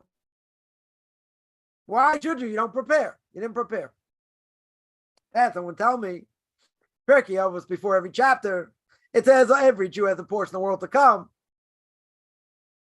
Right? Non-Jews who keep the no-idol laws and whatever they need to keep, they'll also have a portion of the world to come. Won't look the same because they have less mitzvahs. But someone said, see, doesn't it say every Jew has a portion of the world to come? Yes, it says that. So I'll just have a smaller portion. Now let's analyze the statement. Right? Every Jew's going to have a portion of the world to come. Now, Talmud has quite a bit to say about that. Talmud goes on to detail who loses their portion of the world to come. And for what you could lose your portion of the world to come. So a person can say, well, I'm just going to have a smaller portion. No, it's not about having a smaller portion. You may never get there. You may get all your benefit in this world. That's it. For whatever mitzvahs that were done. Person desecrates Shabbos. They get warned if there was a temple in Jerusalem. They get killed. Right? They lose the Torah says they lose the portion of the world to come. They get killed and they get spiritually cut off. What does spiritually cut off mean? It means they lose their portion of the world to come. They have no portion of the world to come. And there are things the Torah says that's the case. So a person's going to come back and say, hey, I'll get a smaller portion. No. It's not about getting a smaller portion. It's about the fact you may get nothing. You may just die like a dog. No offense to any dog lovers out there. You may just die going into the ground. That's it. What happens after that? Nothing. You got your Olam Haba. You had all that money. You blew or you didn't or whatever. So you had it all. God gave you in this world. So what do you get in the next world? Zero. Right? So a person can say, but, what about judgment? Going to Gehenna, to hell, whatever you want to call it, it's a cleansing process. True? 100%. The only thing is that you have to have a merit to get there. You have to have a merit to get there. Because in order for the soul to be cleansed, it has to be at least at a certain level to be able to be cleansed. And if it can't be cleansed, it gets knocked out 100%. So I remember Rabbi once telling me someone didn't know anything about Judaism. They ate non-kosher their whole life. They desecrated Shabbos, did all these things. So this great rabbi once told me, it's very much steeped in Kabbalah, said it could take 40, 50 years for that soul to even get into Gehenna. To even get there to be cleansed. Right? These are complicated things. But at the same time, person has to be aware that, spoke about yesterday, there are repercussions. There are repercussions for what we do. People, I'll take my chances later. They're willing to play Russian roulette because it doesn't really make any sense to them. Why would God be so mean? Right? Spoke about that last week or a few weeks back about being good. God's not going to do anything bad to me. I'm a good person. I mentioned the story last night. Last night in Pirkei Avos. But a rabbi lived 6 years, had an aneurysm. Because he offended 5 Torah portions. He told the story himself. He was in heaven. He had this aneurysm. He, totally blacked out. Being judged in the heavenly court. Because he wasn't going to teach these 5 Torah portions that he's always taught in the book of Exodus. He was going to teach Parshas Mishpatim. But all these laws of damages. He really should have died. But they gave him a reprieve. He came back to his body. Imagine. He told the story. Not making this up. He said it himself. He was judged in the heavenly court because he offended 5 Torah portions. He wasn't going to teach them. These kids have been teaching for years. And he's going to start teaching something else. And even when been good at teaching the other thing, they took offense. They took him to a din Torah. Right? They took him to the heavenly courts. And he said, hey, you don't know how to do that. He's been teaching us for years and all that. Why should he stop? They went in front of God and demanded, God, do something. That's what he did. Gave an aneurysm. But he was granted another 6 years of life. Came back to his body. What's the point of that story besides scaring people? What's the point? The point is that we don't have any idea at all what our actions do, what they don't do. So Kaufman would say you better darn well be careful what you think, what you do, what you say, because you have no idea what the possible repercussions could be. It boggles the mind. Five Torah portions can come and almost kill someone. That's what he said on himself. That's what he saw. Not making this up. He said it himself. So you're going to say because, he wanted to see something a little bit different, give it over in a certain way. He's only allowed to give it over in a certain way and whatever. Okay. First principle didn't allow him to do it. 10 years later, new principle allowed him to do it. That's when he had the stroke. That's the aneurysm. You're going to tell me Torah portions can make a claim against someone in the heavenly court and potentially kill you? What happened? It's exactly what happened. Right? So you can say, oh, that happened 500 years ago. That's secondhand. This is a person, hey, died, I don't know, last year, whatever it was. Right? He passed away. But he told the story after it happened. This generation wasn't so old. This generation that happened, it didn't happen 500 years ago. It didn't happen 1,000 years ago. It didn't happen 200 years ago. Happened recently, recent history. Mind-boggling. Torah portion can have a claim and kill someone, potentially kill them, because they got offended. You're not going to teach them. Mind-boggling. Right? So you hear a story like that. A person can take it for what it's worth. I would venture to say that if that doesn't shake someone up, I'm not sure what will. Because if an inanimate object, the Torah itself, written on paper now, in books, and these parshas, not humans, not souls over here. It's the Torah itself. So you can say, okay, it's a whole spiritual thing. It's a totally different thing. Okay, whatever. But that's the claim. That was the claim against this person. That's why I had an aneurysm. Right? That's a very scary thing. So a person can say, but you have no idea what the repercussions are or what we do. You're right. So my question would be, why would a person play Russian roulette? Why would a person take a chance? You're going to say, but that's not a proof. Okay. Is that going to turn someone on and say, oh, now he's going to become religious? No. But it's going to make you think. 100% it's going to make you think. And eventually a person will get cooled off and forget about it. Right? I read this yesterday. I was like, whoa. Yeah. This is an unbelievable story. It's an unbelievable story. So whatever we do, got to be careful. Got to be careful what I say. Got to be careful what I think about. Got to be careful what I do. Cannot rest on our laurels for 1 second. The next thing you know, right? Next thing you know, a person can be in the heavenly court being judged, middle of a dream, or who knows what. I don't know. You can't live in total fear either. right? But at the same time, this is a story that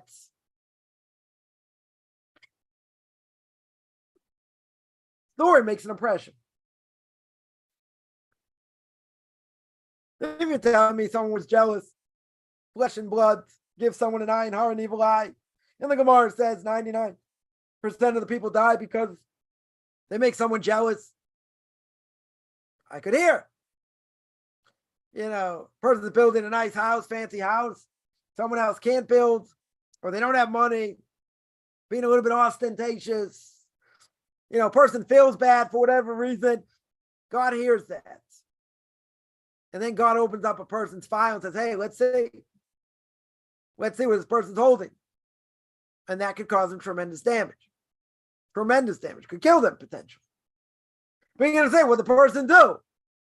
Person's not allowed to have a nice house. You got to be careful. Even if you have money, can't be ostentatious. You certainly don't want to flaunt it. Right? You don't want to make someone jealous. But what? Someone's going to ask, well, what if someone's jealous anyway? You didn't do anything wrong. It's okay. If you didn't do anything wrong, even if you get judged, you should be okay. How far does that go? Let's just say a person's going to be very careful. A person doesn't have so much money. But let's say they're very successful. Their kids are very successful. Great grandkids, they're great grandkids and all that. And they're all doing great things. Is that the person's fault? No. Should they try and hide it? Again, you don't want to flaunt things. But that's not necessarily going to bring, serious punishment to a person. Person doesn't have to worry about that. But the person should be careful. Because even if they're successful, doesn't mean they have a lot of money. Or people perceive, they have this great life or whatever, and they feel bad. Now, you're not doing anything to make them feel bad. You're not going on exotic vacations, this, that. But they feel bad. So what happens? Person's file gets opened. The only time you want your file opened and be judged is on Rosh Hashanah. That's it. You do not want that file open for any other time. Because then God's going to scrutinize with a fine-tooth comb. Right? And Mr. S is going to say all these things. Oh, he thinks it's so great. Whenever this person is in pain because of them, guess what? You're in trouble. I'm not going to say a person's going to die necessarily, but you're in trouble over here. Who's gonna survive that scrutiny? Because I didn't do anything wrong. Okay. So if you didn't do anything wrong, it's the other person's fault. So you don't have anything to worry about. But I would say that you want to be careful. A lot of things you do, you want to be careful. If someone's jealous because they're jealous, you don't have to worry about it. You didn't do anything to bring that on. But if the heavenly court thinks you did something to bring it on, and they're feeling bad because of what you did or what you said, could be guilty. Definitely could be guilty. So we have to have our file open every Rosh Hashanah. No question. And no choice.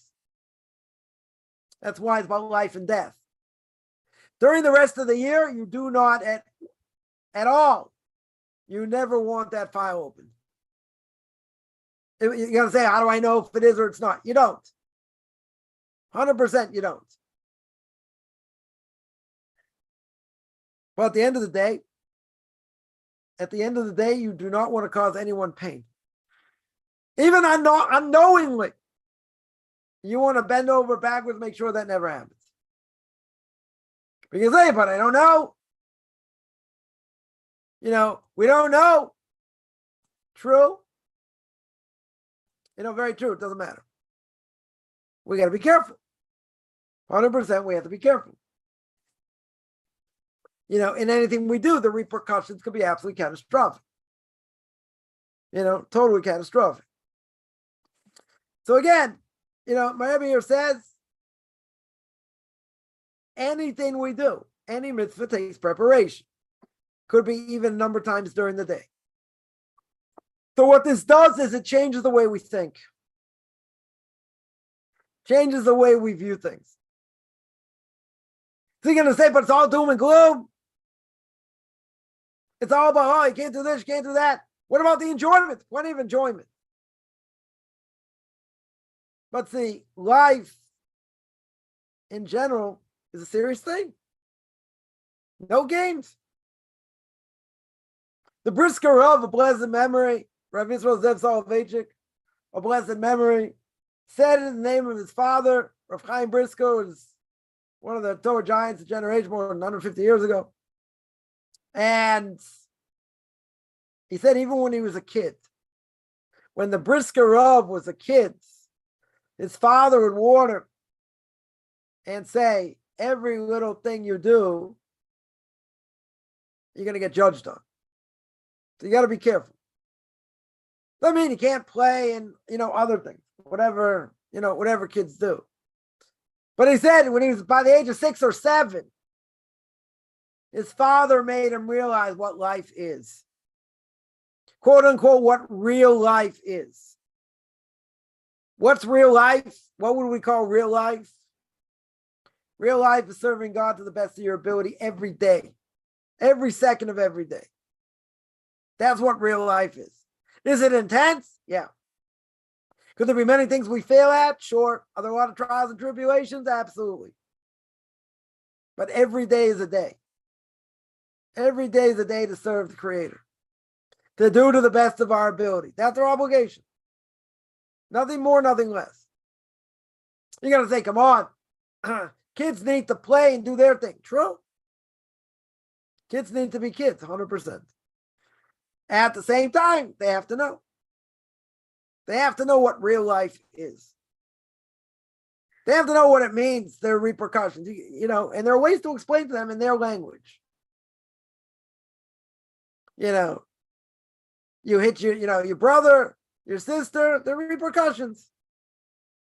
There are repercussions. There's the right way to do things. You have to share. You have to help others, right? At their level.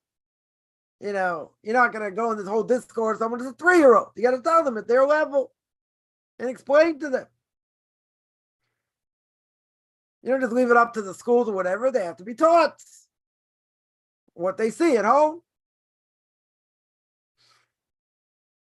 Right?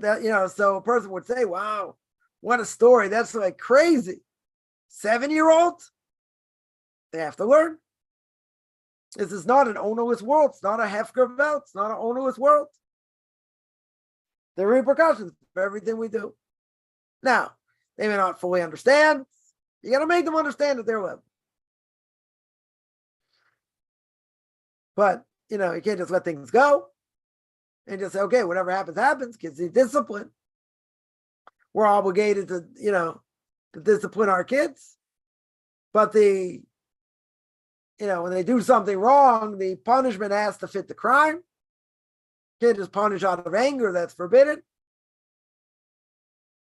But see, Judaism is a way of life. If someone doesn't convert, right? Whatever they need to keep on a moral level, it changes who they are. They don't have the same obligations. A lot of things non-Jews have to do is what we'll call a moral obligation. Doesn't mean they're obligated, right? But morally, there are things they should do, even if they're not obligated. Changes what you do. It changes who you are. But these type of things also need preparation. Changes the way we think, changes the way we act. It should. Does it make us righteous overnight? No. Or to take away certain things instantaneously? No. We go through all kinds of things. That's not the point. The point is we have to know how to look at life and what life is. And again, I mentioned last night, and I'll say again, life is not about what's fair. You see righteous people have it hard. You see evil people seem to have it easy, right? Age-old question. We don't understand suffering, why people go through certain things. Life is not about what's fair or not fair. Life is all about the fact God runs the world. God is the one in charge. He's the one calling the shots. But we want answers. I want to try and understand. Well, we're not Moshe Rabbeinu. Moshe Rabbeinu asked God. He asked him, let me see your face. Let me understand what it means, what we're going through right now. God says no one can see my face and live. No one's going to understand. You can only understand, from the back, if that's. So at the end of the day, if we're not even close to Moshe Rabbeinu, why is someone going to ask? Because we want answers. People want to understand what's the measure for measure. I get it. But living in a world of Hester b'toch Hester Panim, world of unbelievable close, God's hiddenness in the world. I mean, logically speaking, does it make any sense? You got an Arab that rams a whole bunch of people right before Shabbos, waiting for bus. 2 brothers killed. They're horrific. Totally horrific. We don't understand. There are many things we don't understand. It's not a cop-out. People think, oh, see, you don't have the answers either. Okay, there are things about what's going to happen before the Messiah comes, and what souls have to go through and different things. Okay, it's not a full answer. There are things we have to admit. People don't want to admit it because they think we have to know everything. And that is, we have to, people say you have to admit, you don't know why. Okay, we don't know why. Essentially, we don't know why. But people want answers. You know what? A lot of times there are no answers. We're never going to understand. Maybe in 10 lifetimes we're not going to understand. Sometimes God will throw us a proverbial bone and we'll be able to connect the dots a little bit, maybe. Maybe this led to this led to that, this led to something else, okay? Bottom line, we don't know. We can try and say maybe it's this, maybe it's that, but we don't know for sure. Right? Nobody knows. No prophets today. Yeah, there's a lot of terrible things going on. True. Right? It's time to be introspective. I mean, every day it's time to be introspective. But as we always say, and I think this is clear over here as well, you have to be able to see what the bigger picture is and understand what's going on behind the scenes. Once you understand at least what's going on behind the scenes, okay, can things flare up? Yeah. Can they flare up a lot? Yeah. They're going to eventually die down? They should. Right? According to nature, they should. See? Right? But it's a wake-up call. God's demanding something here. You have 2 kids that could have been taken because God wanted to take 10,000. God plucked roses over here. Kids that aren't liable for anything. Right? Not punishment. But God could have said, okay, I'm going to use them, quote unquote, as a sacrifice because I could have taken 50,000 for what's going on right now. And what people aren't doing. We don't know. We don't know. But in the bigger scheme of things, there's certain things we do see. Certain things we do understand. But yeah, it's tragic. So, there's no question. And these things are not just happening in isolated areas. These things are happening, in the holy city. Holiest city in the world. So if they're holding, if they're happening in the holiest city in the world, God's knocking on the door saying, yeah, it's my holy city. Look what's going on over here.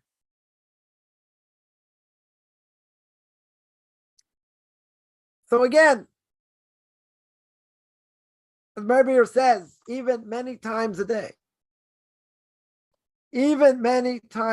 takes preparation. Could be, multiple things. You're going to say, but there's so much to know. There's so much to do. How is it possible? How is it possible to know what to do, when to do, and how to do? I never saw someone walk into a doctor's office, and see, a whole bunch of books in their office. And they say, how is it possible for you to know all this? No, they're saying, heal me. Heal my kid. I don't feel well. Like, what is it? So why aren't they saying that? They're saying that, they're not saying that because they have respect for what the person does. And a lawyer, going to be the same thing. An accountant, probably be the same thing. Someone who learns Torah, got thousands of books now, because they don't respect it. Right? It's a big difference. The question is, again, how do we view the world? How do we, what's our purpose in the world? For Jews and non-Jews. I'm not going to discriminate here. Non-Jews also have a purpose. Right? But what are we doing here? So you're going to say, come on, this is too heavy. This is life. This is what we have to contemplate on a daily basis.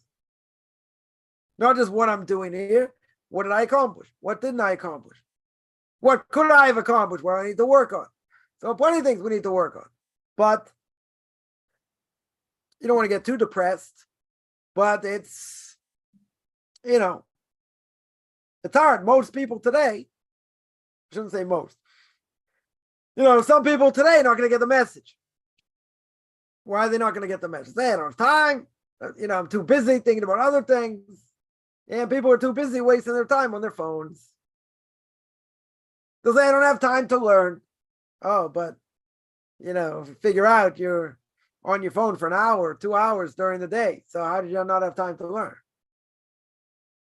Oh, that, I was just looking at this, looking at that. Yeah, but time goes by. Time, clock is ticking.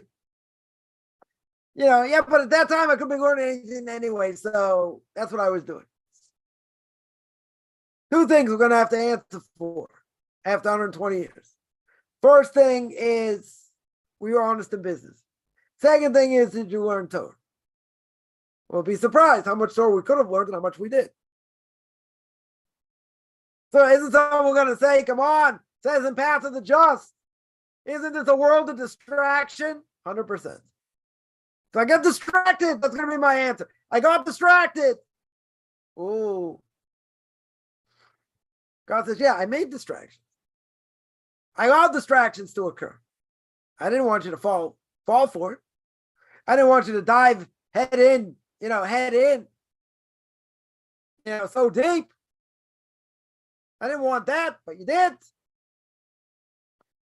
You say, it's been a good exile. Got all these good things. The Chofetz Chaim used to say, people say time is money. Chofetz Chaim said, no, time is life. King David says, we're here 70 years. If we have strength, 80 years. Anything over that's a bonus. And we're not here that long. Question is, what are we doing with the time? What am I preparing for? I'll tell you a story. Remember once told me many years ago. That was when I first met him. And he was already probably in his late 60s, let's say. And he told me, I just want you to know I don't live in this world. I was like, say what? I'm like, what are you talking about? What do you mean you don't live in this world?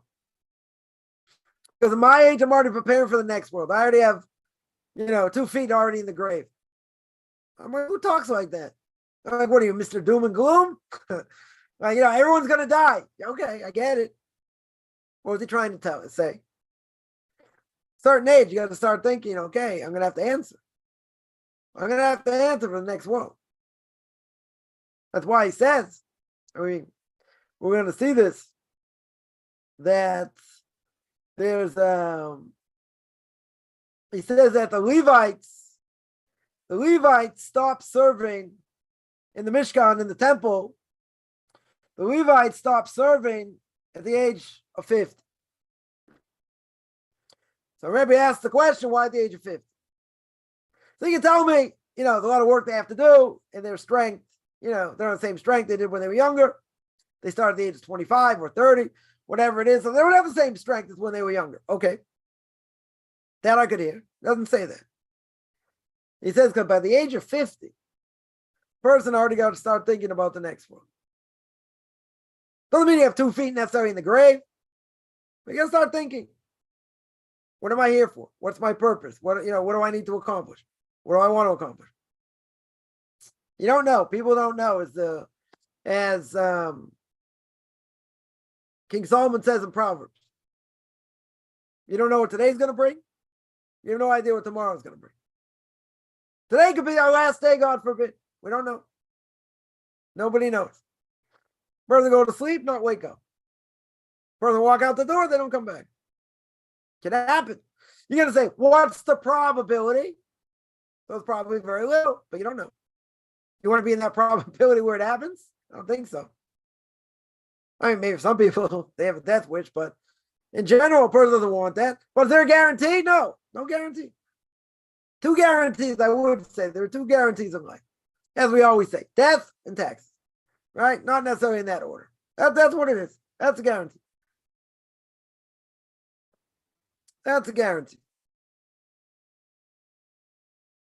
So you don't know. Right? 100%. 100% we don't know. Right? But, again, a person has to see the bigger picture. But you have to see the bigger picture on a regular basis.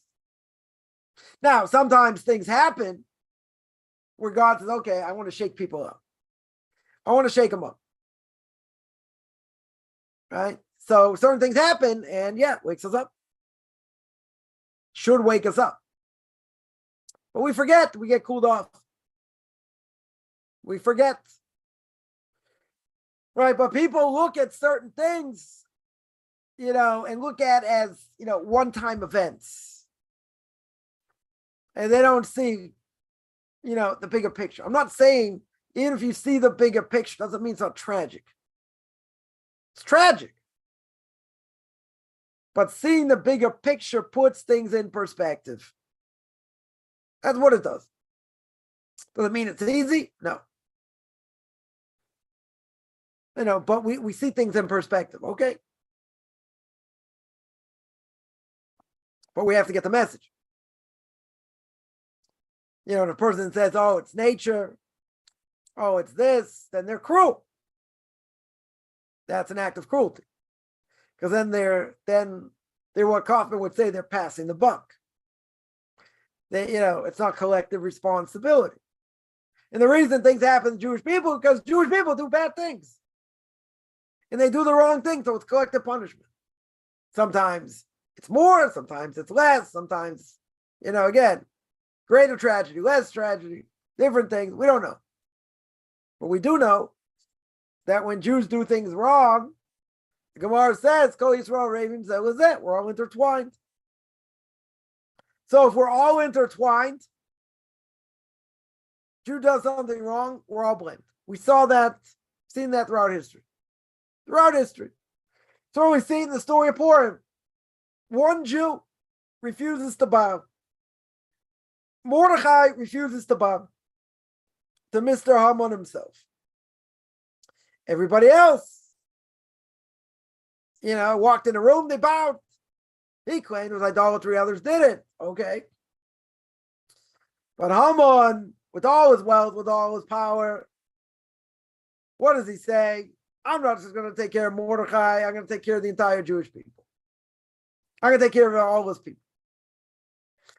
Again, you have that kind of power, that kind of money. Egomaniac up the gazoo. So one person doesn't bow, so he'll think he's mentally challenged, he's whatever. Right? One person won't bow. What does Haman say? Not good enough. I want everyone to bow. But what's more behind it, he knows what the truth is. He knows where he came from. He knows he was a barber for 22 years in a certain city. He knows he sold himself to Mordechai as a slave. He knows deep down what the truth is. And guess what? Truth ain't so good. Truth doesn't look so good. But you know what? He lives in fantasy. Everyone bows down to him. He's got all these, all these sons placed in strategic positions, got a lot of power. A lot of power, a lot of money. And what does he say? He says it's all worth nothing because this one Jew won't bow. Now again, the Jew said you got to bow. Everyone else bowing, this, that. He won't bow. Right? So the whole question, okay, so why the entire Jewish people deserve to be killed? The whole story. Story master. right? Story of the book of Esther. But it annoys him to no end that one person won't bow. Again, if the person was as imbecile, mentally challenged, not going to care. Totally not going to care. But the fact that he knows what the truth is, right? He can't be, he's going to take it in a way where it's going to destroy him. Because what? One person won't bow? Does he know who I am? Does he know what I've done? Does he know all my kids and all the consolidation of power? But then Haman thinks he knows who I really am. He knows where I came from. He knows what my background is. He doesn't feel so good. Because with everything else that he has, not worth anything. That's what he says. What's it all worth that this one Jew doesn't bow? Okay, then there are all kinds of events that happened and brought him down. Right? Ego, or ego, as they say here in Israel. Ego up to Gazoo. Right? But doesn't see the bigger picture. Because doesn't believe in a bigger picture. Doesn't believe, there's divine providence. Right? He's Amalek. He's offshoot of Amalek. Believes in what? Work of his own hands. Doesn't believe in supernatural. That's what he brought to the world. 100%. That's what he brought to the world. That's what we have to wipe out on Purim. Is this idea that there is a God, he does exist, and wipe out this idea. Wipe out this idea. But you got to see the bigger picture. If a person doesn't see the bigger picture and everything is quote unquote random, you're going to have a very miserable life. Totally miserable, because they're going to say, this thing happened, random. Other thing happened, random. There's no rhyme or reason for anything. And the only question is if you have luck. Right? You have luck. If you have luck, maybe, different issue. You got money, things are good, the person's married, they have kids, whatever. Got all these good things going on. So I got lucky. I don't believe in luck. Right? Everything comes from above. God's the one in charge. Now there's a question of what we do, what we make out of things. For good or for bad. There are people that, can have tragic lives, in different ways. A friend of mine grew up with, years ago. His father died when he was 16. Was on a team tour in Israel. He had to go home early. Totally unexpected. Other things happen in this person's life. But he's got one daughter, not married. He got divorced. Seems to be successful in business. Okay. What does the person have? They had a lot of difficulty. A lot of difficulty. Right? So what do they say? Well, so this person, comes to God and different things, probably very bitter. In many ways. Why'd this happen? Why'd that happen? Okay, it's tragic. No questions, different ways. But at the end of the day, what do you do with it? You let it overcome you, or you try and find meaning. So what do they do? Find meaning in other things. Yeah, it's going to concerts. It's, putting out videos about different, types of alcohol, different. Okay. So to some people, that's life. You gonna say, is that my whole life? No. It's fun. I put a video twice a week, once a week, twice a week. Going through different, different liquors, what's good about them, bad, this, that. Okay. Everyone's got their own quote unquote interests. I think it's tragic. I think it's more than sad. Nothing else to do. Put up, put up a video about certain alcohol. Okay. Person's choice. But they could say, I've had to swallow a number of bitter pills. Okay. Right? This person's had a hard life in many ways. Depends what you do with it. A person can sulk their whole life. Okay. the person going to be, if you'd ask this person, do you have a strong belief in God? I would probably say no. You're like, oh, come on. Believe God is good. Look what happened over here. Or someone told me, look at the Holocaust. Look at this. So they're angry. Okay? Can't judge someone unless you've been in their shoes. Okay. But at the end of the day, it's exactly what we're saying. You're going to say, what, why are you talking about that? What's the connection? Because what does my Rebbe here say? Mitzvahs take preparation. Life takes preparation. All right? That's what it is. Takes preparation.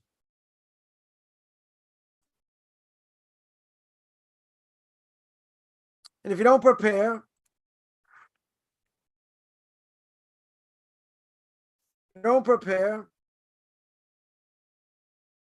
then what?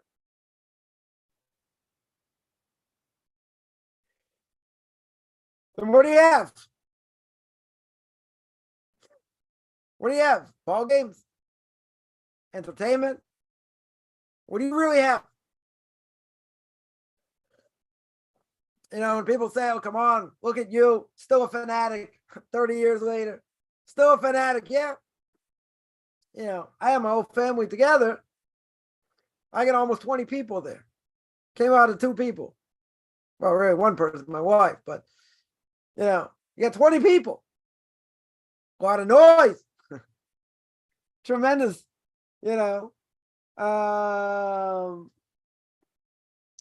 tremendous amount of noise. True. So, but there are people that'll never have such a thing. They'll never even see such a thing in their lives. So who's richer? So you're right. I don't have all that money in the bank. Okay. But who's richer? Mishnah Perkei Avos says, Miu Asher, who's considered rich as Sameach B'chelko? One is happy with what they have. Happy with their lot. Because but it takes a lot to be happy. You got to work hard. You're right. 100% right. Not denying that. But it takes preparation. And what you see is what you don't understand. If God would open our eyes for a split second, guess what? We'd all be blind.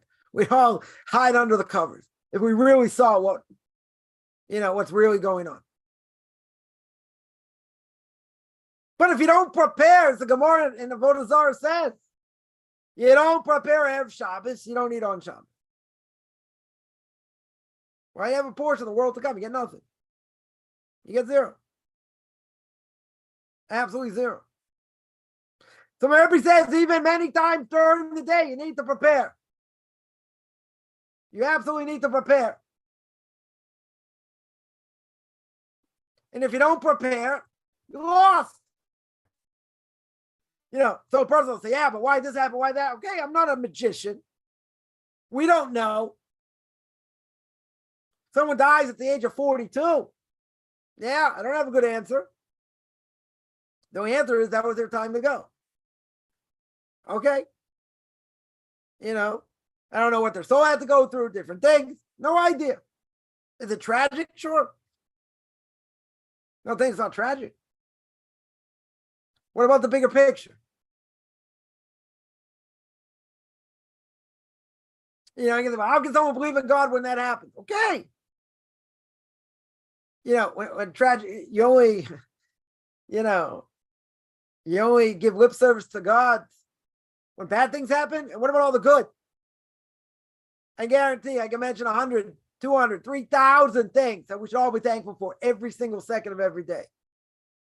But what are you going to focus on? The bad. Or what looks bad. I mean, could be bad, doesn't matter how it looks. Whatever it is. Right? So you're going to say it's bad, it's tragic. You're right. You're right. What about the good? What, there's no good? There's never any good in the world? You have food, that's not good? You have a house over your head, a roof over your head, even if you don't own it. It's not good? health, relatively speaking. It's not good. I mean, there are a million things. We mentioned before, students of Vilna Gaon, abject poverty. When they went to the hospital before Shabbos, they saw people couldn't take care of their own needs. Even though they came home, they barely had any food. Guess what? They could take care of their needs. Thankful. 1.5 million things to be thankful for. But what do? We complain. Complain about the weather. Complain about traffic. Complain about all kinds of things that seemingly don't matter. What matters? What matters over here? What I know. Or God forbid, what I don't know. What matters is I can't rest on my laurels. What matters is I got to work hard in this world. I got to prepare on a daily basis, on a second by second basis. I got to look at the bigger picture. You're going to say, I got to survive. You're right. We also have to survive. What, is it all bad? Is everything in life bad? No, I don't think everything in life is bad. Does it mean life is easy? No. Doesn't mean life is easy. Life takes preparation. Takes preparation. It could take us our whole lives just to put Torah into ourselves and to work hard and to change. Even one character trait. But I have to know, I have to change. And I have to be better. Totally have to be better. Right? But at the end of the day,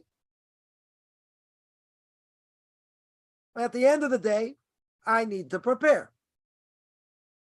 My mind, my body, my soul. I have to think about what I'm doing. I have to think about what I say. I have to think about how I act. By the way, these things are not easy because it's like I was on this flight in this airplane, 40,000 feet in the air being tossed around like a rag dog by winds, for most of the flights. Now imagine this thing weighs tons, right? I wonder how much an airplane actually weighs, right? Let me go to Rabbi Dr. Google here. How much does an airplane weigh? Yeah, let's see. Most common commercial airplanes, between 30,900, 127,000 pounds. Wow, or it's about 152 to 220 tons, just in case anyone wanted to know. Yeah, pretty amazing. Here you have something, 200 tons. 200 tons of metal. And you're up 40,000 feet in the air being tossed around like a rag doll. Bottom line, we're not in control. We think we're in control, we're not in control. Right? Many things, we're not in control. Now the question is perspective. So I can still speak about this 2 weeks later. Remember that feeling being going up and down and like the plane shaking. And this went on for a while. Most of the flights. It was a 13-hour flight. Went on for most of the flights. Even though there was a storm going on in Israel, nothing to do with Israel. It was over the ocean. And what can you do when you're 40,000 feet in the air? Zero. Well, you can pray. That's what you can do. Nothing else you can do. But you're in this tin can that weighs 200 tons. 200 tons. And I'm just like, I'm looking outside. I'm sitting by the window. Probably a bad idea. And you see the wind going like this, flapping. I'm like, don't break. Whatever you do, stay together. Let's keep it together. You're at God's mercy. At that point, nothing to do except for pray. Except to pray. You're God's mercy. Totally God's mercy. So what's the bigger picture in such a case? What do you see even 2 weeks later? I'm probably speaking about this for a while. Hopefully I don't forget. Makes an impression. We're not in charge. There's nothing we're in charge of. You got to look at the bigger picture. The bigger picture is you have something that's 220 tons. It has no power against that wind. It has no power. You're not talking like something small. Imagine even something 1,000,000 times smaller. Thing will go big and go flying out to space. That's it. But you're in this tin can. What's God saying? You're not in charge. And if it's the time to go, it's time to go. You have to, the Mission Pirkei Avos says, you're born against your will, you die against your will. Parentheses, Kaufman would say you still have to live. But you got to see the bigger picture. You got to see life takes preparation. In mitzvahs, even without preparation, I got to do. Whether it's a Jew or a non-Jew. I have to do it anyway. But Rabbi here's telling you, you got to prepare. Even if you do it once, twice, 3 times, 5 times, the more you prepare, the more you understand. It's a whole different world. A whole different world. I once used to eat Shabbos and festive meals by a great rabbi I'm still pretty close to today. And I saw it by Sukkot. He had on his table, he had the way to wave the lulav, here's my lulav, the way you wave it and shake it or whatever. He had all these things according to Kabbalah, how to shake it, whatever. So I said, well, must give your, shaking a lulav much more meaning. In Sukkot, it's much more meaning, doing it like that. He goes, yeah, if you know Kabbalah, everything has more meaning. Now that we're learning Kabbalah over here, right? So different ways, at the end of the day, it's what I know, right? It's what I can do. It's what I have the power to do. But where does it come from? Knowledge is power. It comes from what I know. And then the more we know, guess what? The more we know, the more we don't know. There's plenty what we don't know.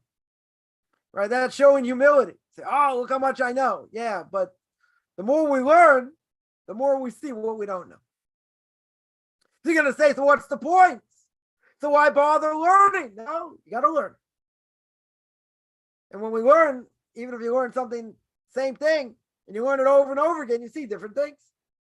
You understand different things. At a different level. That's growth.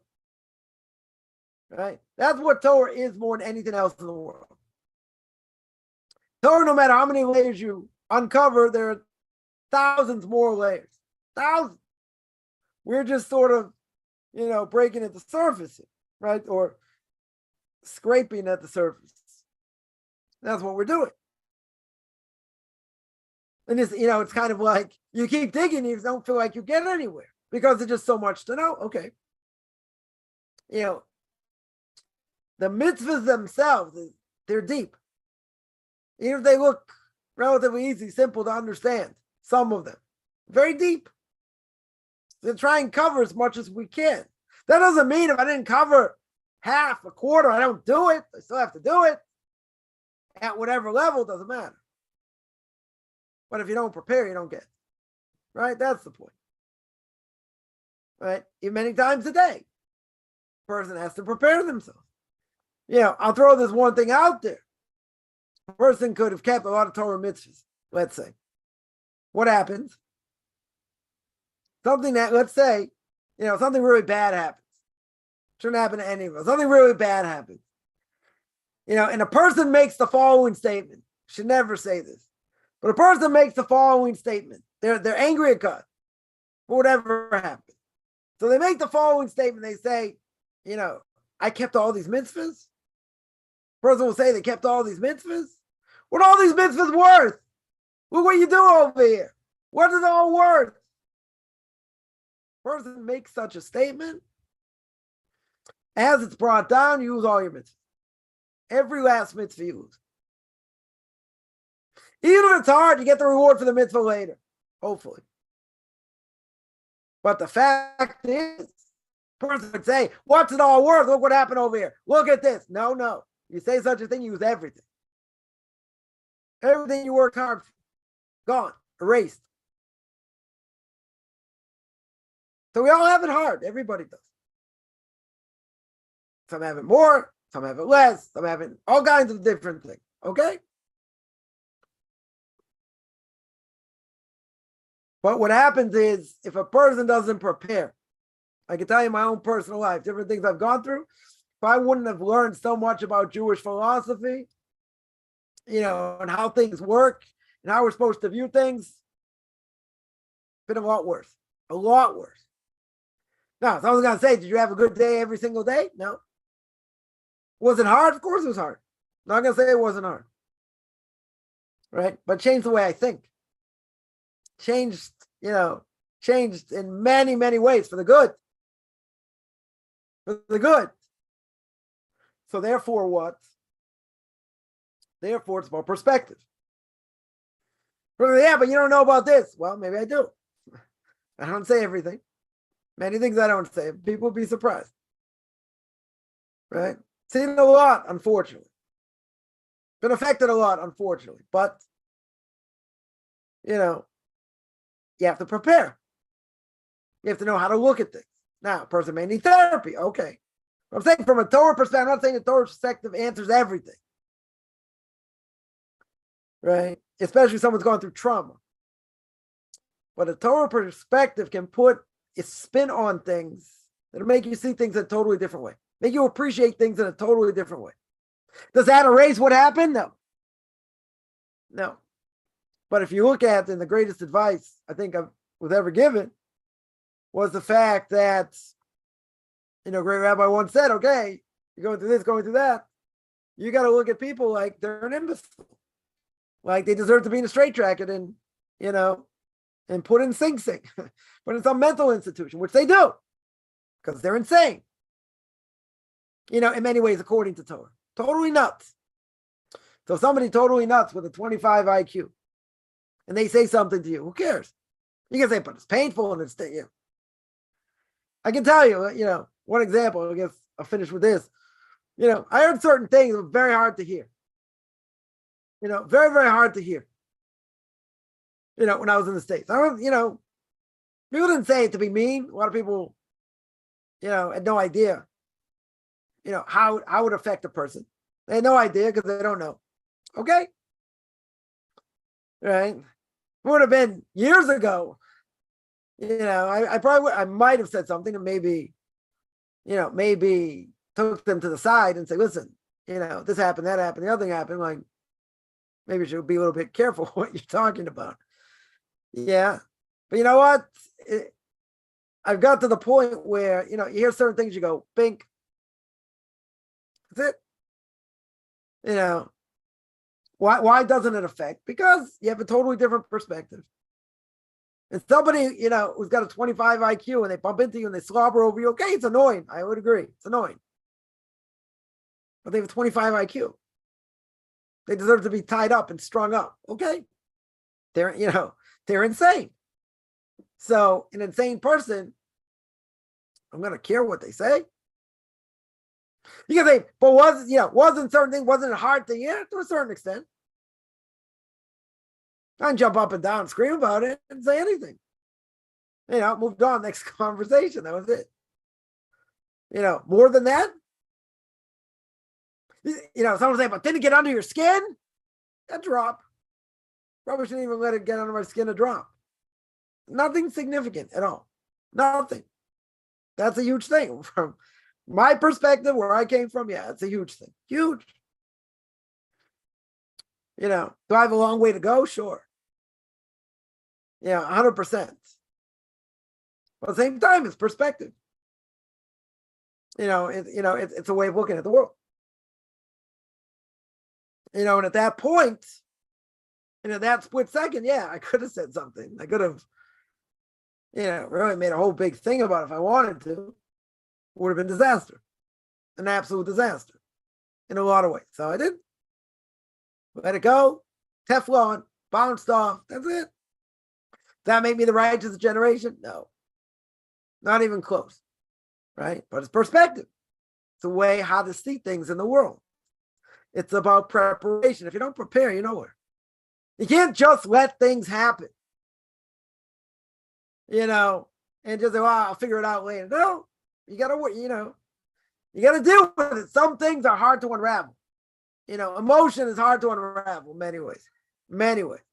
Again, I'm not a psychologist. I didn't play one on TV, but a person has to get to the roots. You have to get to the root. If someone says something, why does it bother you? Are you sensitive? Maybe. What are why are they getting on your grain, so to speak? So yeah, someone makes a joke about Judaism and they make fun of you. That you represent Judaism. You're trying to live it, and they're sitting there making fun of it, and they don't know anything. It's annoying. But you got to be respectful. You can't answer them straight away. You can't be obnoxious like they can be. You got to play with a different set of rules. Isn't that hard? You can see one of my challenges here, major challenge. Sit there and say nothing or next to nothing. It's perspective. Why did the person say what they said? What's behind what they said?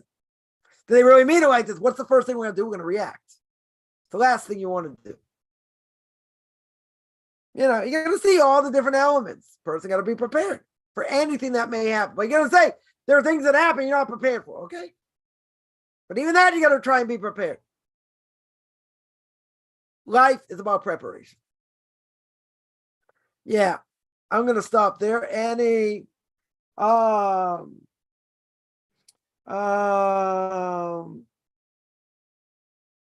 questions on any of that or any general questions?